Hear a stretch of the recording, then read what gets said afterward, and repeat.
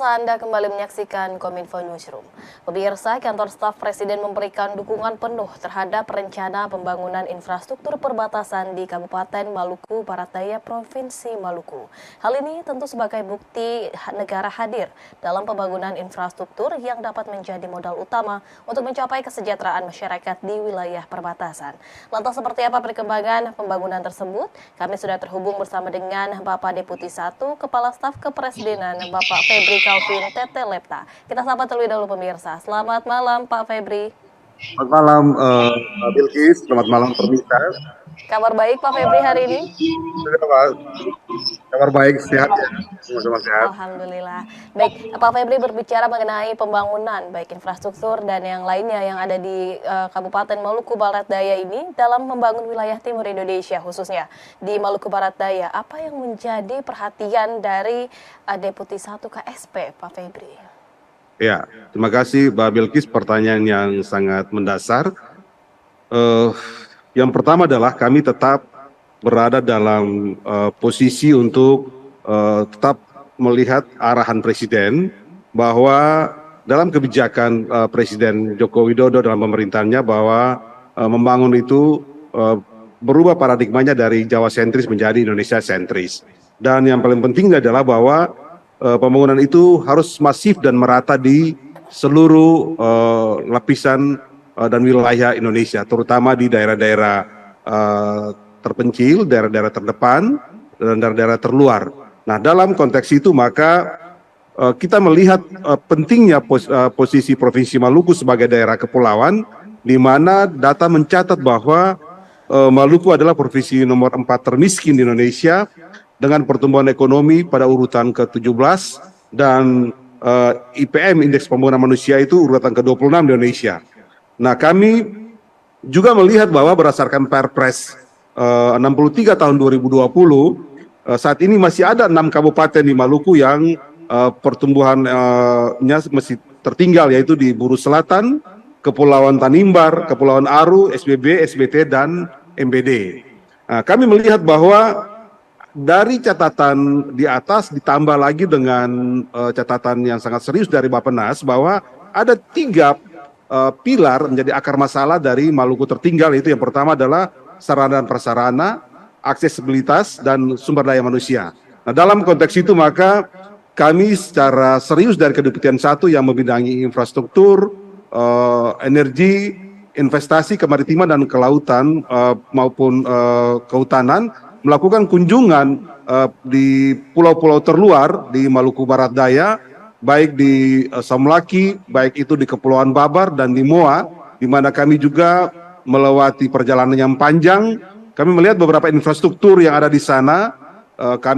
Terutama kami melalui laut dengan memakai fasilitas tol laut yang sangat baik. Kami melihat bahwa ada beberapa infrastruktur di sana seperti Jalan Lingkar Babar. Kami juga melihat tentang air minum di Moa, dan kami juga memastikan beberapa PSN yang ada di Maluku. Nah, dalam konteks itu kami melihat bahwa tol laut itu sangat baik, dan strategi pembangunan yang dikembangkan oleh Presiden Joko Widodo untuk Indonesia sentris dan membangun dari pinggiran itu menjadi efektif. Kami temukan juga di sana berbagai permasalahan yang muncul dari masyarakat. Kami melakukan pertemuan dengan bupati, dengan camat maupun dengan kepala-kepala desa. Ada hal-hal yang telah teridentifikasi dengan baik seperti kebutuhan jalan, kebutuhan komunikasi maupun energi listrik. Nah, dalam konteks itu maka kami mendorong percepatan di daerah Maluku Barat Daya. Untuk ketahuan Mbak Bilji bahwa daerah-daerah ini sangat indah, punya pantai yang luar biasa, dan punya potensi pariwisata, punya potensi perikanan, tetapi kembali lagi sarana dan prasarana, aksesibilitas itu sangat berpengaruh bagi pertumbuhan ekonomi di daerah-daerah perbatasan itu sendiri. Baik, sehingga KSP ini melihat arahan Bapak Presiden untuk dapat melakukan pembangunan masif dan merata di seluruh Indonesia, tidak hanya Java sentris saja begitu ya Pak Febri, kemudian juga memang untuk bisa melepas dari Maluku, bahwa Maluku Maluku lepas dari kemiskinan ekstrim dan juga tertinggal ini yang perlu dibangun ialah sarana prasarana, aksesibilitas dan juga pembangunan sumber daya manusianya yang bersaing, begitu ya Pak Febri. Kemudian jika tadi Pak Febri sebelumnya sempat menyebutkan proyek nasional begitu ya Pak, apa saja yang telah dibangun dan akan dibangun khususnya di Maluku Barat Daya tersebut Pak Febri? Ya, jadi kalau kita lihat di Maluku itu paling tidak adalah ada beberapa PSN. Yang pertama adalah Bendungan Wayapo di Buru, yang berikut adalah Blok Masela di Tanimbar di KKT. Kita bersyukur bahwa pada tanggal 25 Juli yang lalu telah ditandatangani pengalian saham dari Shell yang diambil alih oleh Petronas dan Pertamina, dan juga dilakukan dengan proses pipanisasi sehingga proses pembangunan Blok Masela itu sudah bisa bergerak. Dia punya efek multiplier efek yang sangat besar, di mana akan ada ladang minyak yang sangat besar dan akan membantu pemerintah dan masyarakat di Maluku, khususnya di kawasan Tanimbar dan Maluku Barat Daya. Yang berikut adalah bahwa kita mencatat ada juga PSN yang sudah selesai, yaitu 7 ruas jalan di Trans Maluku, dan hampir sebagian besar itu ada di Maluku Barat Daya. Yang berikut adalah juga ada proyek prioritas dalam major project yang ditetapkan dalam RPJMN 2020-2024, antara lain pengembangan Maluku Lumbung Ikan Nasional dan jalan trans pada 18 pulau terdepan, terluar dan tertinggal. Kami harus perlu sampaikan bahwa dari 18 major project itu, sebagai informasi ada 8 dari 18 pulau yang menjadi prioritas pembangunan yang berada di Provinsi Maluku, yaitu Pulau Aru, Pulau Babar yang kami kunjungi kemarin, Pulau Buru, Kei Besar, Moa, Selaru, Seram, dan Wetar. Ini hal-hal yang menurut saya ini menjadi hal yang sangat strategis bagi kita membangun aksesibilitas, konektivitas di Maluku. Kita tahu bahwa 92,6 atau 7% Maluku itu ada laut dan sekitar 7% lebih itu hanya daratan.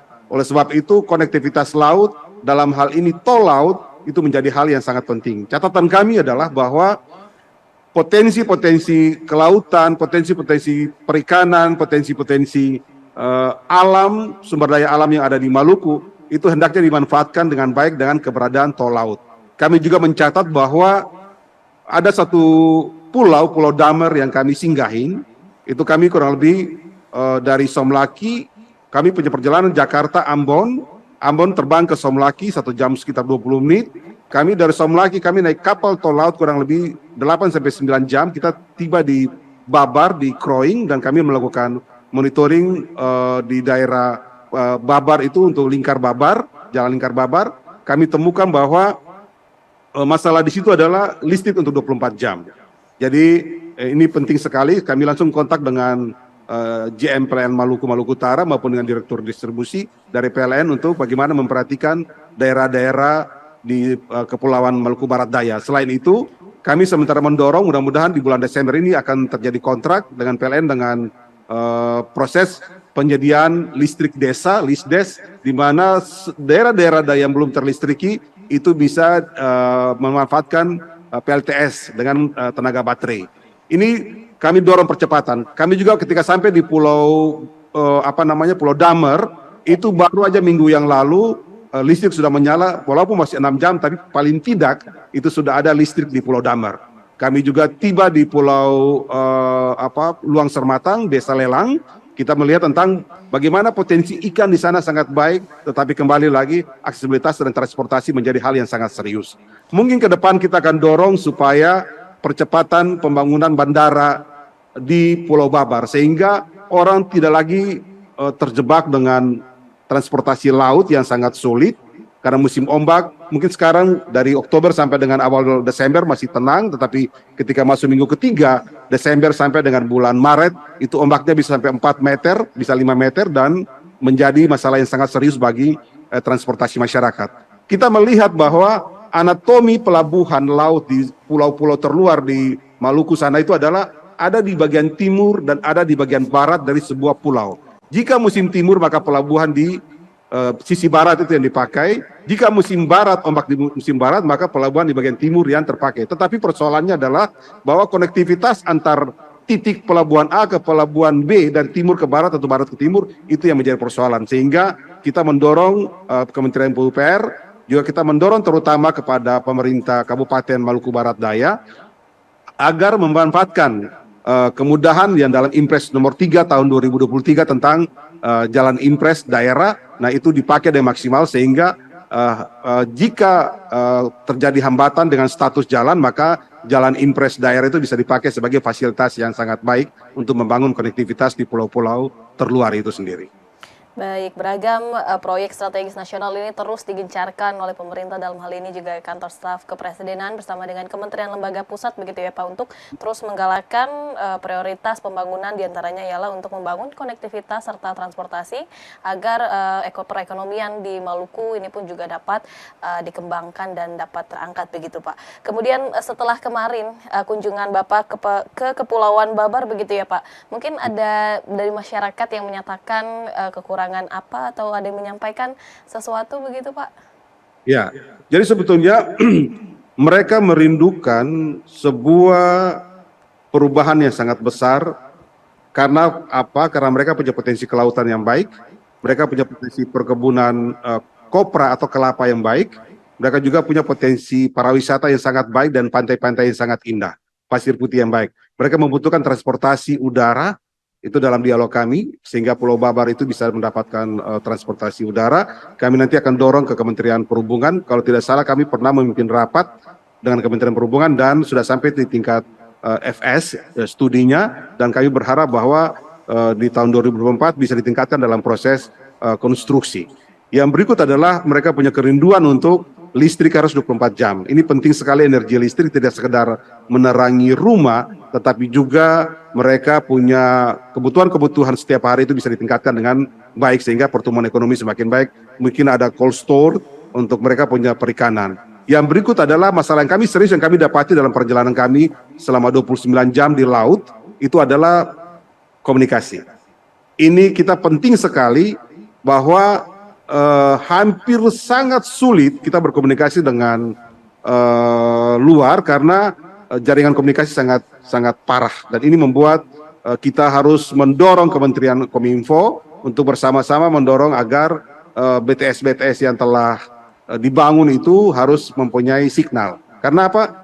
Faktanya adalah di HP kita ada signal 4G, tetapi ibaratnya orang bilang signal palsu gitu loh, nggak bisa dihubungi gitu Mbak. Nah, ini menjadi catatan yang sangat serius bagi kami, untuk kami bisa mendorong Kominfo juga untuk bisa memperhatikan daerah-daerah di terluar. Karena Pulau Babar, Kepulauan Babar, Luang Sermatang itu pada cuaca-cuaca tertentu itu bisa lihat Australia. Sementara di Moa, di Lakor, Letimo Lakor itu pada cuaca tertentu bisa lihat Timor Leste. Jadi kita menyisir perbatasan Australia sampai dengan perbatasan Timor Leste. Jadi komunikasi sangat penting, energi listrik sangat penting, maupun konektivitas lingkar pulau itu menjadi hal yang sangat penting. Itu yang menjadi harapan, dan kami dapatkan langsung dari kepala-kepala desa, camat maupun bupati. Kami melakukan ada suatu program ya, tanpa sadar kami melakukan program itu adalah program KSP mendengar. Jadi kami rapat dengan kepala desa itu sampai setengah 12 malam, Pak. Mereka setia tunggu kami sampai, mestinya rapat itu jam 6 sore, tapi kapal terlambat. Kita mulai rapat jam setengah 10 malam dan mereka tidak bergerak. Mereka menunggu kita. Itu sebuah kerinduan yang kita rasakan secara original dari masyarakat, dari pimpinan masyarakat, tokoh-tokoh masyarakat, tokoh desa, dan para pemuka agama saat itu yang hadir. Jadi kami melihat bahwa nuansa kerinduan untuk bangun daerah itu sangat besar. Menurut saya ini kesempatan untuk kita, sesuai dengan visi Presiden, kita memastikan bahwa negara itu hadir gitu. Ya. Baik, sehingga senang begitu ya Pak, bisa mendengar langsung keresahan masyarakat dan bagaimana ini pemerintah terus berusaha agar tidak ada daerah yang tertinggal begitu ya Pak Febri. Kemudian kalau boleh ditegaskan Pak Febri terkait dengan target atau kapan hal tersebut dapat realisasi, mungkin Pak Febri bisa memberikan sedikit gambaran begitu Pak. Ya, otomatis ini kan butuh perencanaan yang baik. Ya, kami telah sampaikan kepada Bupati, tolong pastikan bahwa apa yang kami bicarakan di hari ini itu tetap harus di follow up dengan baik. Bupati melakukan studi dan persiapan administrasi, menyurat ke kantor staf presiden, kami akan melakukan koordinasi, melakukan debottlenecking dan melakukan pengendalian untuk bagaimana mendorong proses percepatan pembangunan itu berjalan dengan baik. Tentu dengan mitra kami di Kementerian Perhubungan, mitra kami di Kementerian Kominfo, mitra kami di Kementerian SDM, mitra kami di Kementerian PUPR, dan pasti kami melakukan pengendalian dan melakukan percepatan terhadap proses pembangunan. Ada hal yang sangat menarik di sini juga bahwa catatan kami, masyarakat itu sangat positif dan merasakan pembangunan dalam kurun waktu 10 tahun itu sangat baik dan besar sekali manfaatnya bagi masyarakat. Nah, ini menjadi catatan bagi kami untuk siapapun presiden ke depan harus memastikan bahwa infrastruktur kerakyatan itu menjadi hal yang sangat penting. Kita membangun jalan tol, kita membangun bendungan, kita membangun infrastruktur yang besar, tetapi sudah waktunya untuk kita mendorong infrastruktur kerakyatan. Bagaimana infrastruktur yang besar itu dikoneksi dengan pusat-pusat pertumbuhan ekonomi yang baru seperti perikanan, pariwisata, pertanian, dan juga transportasi laut antar pulau itu menjadi hal yang sangat penting. Hal ini yang mesti menjadi notis yang harus kami sampaikan kepada pemerintah karena kami sendiri dari kantor staf presiden sebulan sekali minimal atau 2 kali dalam sebulan kami harus melakukan report kepada presiden lalu kepala staf dan catatan perjalanan kami selama kurang lebih 5 hari di Kabupaten Maluku Barat Daya dan juga menyinggahi di Kabupaten Kepulauan Tanimbar, itu menjadi catatan kami untuk kami report kepada presiden secara langsung lewat kepala staf presiden. Ya. Baik, mempercepat proses pembangunan untuk dapat menjamin infrastruktur kerakyatan dalam mewujudkan pusat ekonomi yang baru, terutama dalam hal ini di Maluku Barat Daya. Terima kasih banyak sekali lagi Pak Febri, kita nantikan begitu ya Pak, kita juga doakan kelancaran agar pembangunan infrastruktur dan segala pembangunan untuk mendukung ekonomi yang ada di Maluku ini dapat berjalan dengan lancar. Terima kasih banyak Pak Febri atas waktunya Pak. Selamat malam, salam sehat selalu. Ya, terima kasih, salam sehat terus. Terima kasih Pak Bilkis. Dan pemirsa, kami akan kembali dengan beragam informasi lainnya. Tetaplah bersama kami dalam Kominfo Newsroom.